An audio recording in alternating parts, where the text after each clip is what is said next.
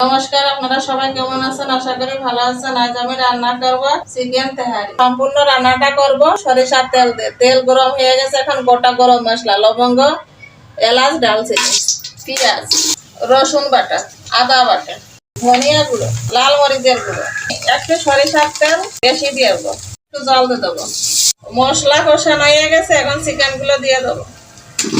লবণ, টক দই বরফ হয়ে আছে, এখনো ভাজা জিরার গুঁড়ো।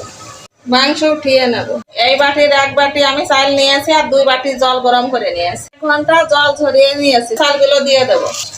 চিনি, একটু লবণ, আমি মাংস বেশি লবণ দিয়েছিলাম তাই এখন কম লবণ দিচ্ছি। গরম মশলা বাটা, জয়ত্রী, জয়ফল। চাল ভাজা হয়ে গেছে, গরম জল দিয়ে দেবো। কাঁচামরিচ, গোলাপ জল, চিকেন গুলো দিয়ে দেবো। লো হিটে ঢেকে দেবো। চিকেন তেহারি যদি রান্না আপনাদের ভালো লাগে থাকে, প্লিজ লাইক করবেন, শেয়ার, সাবস্ক্রাইব করবেন।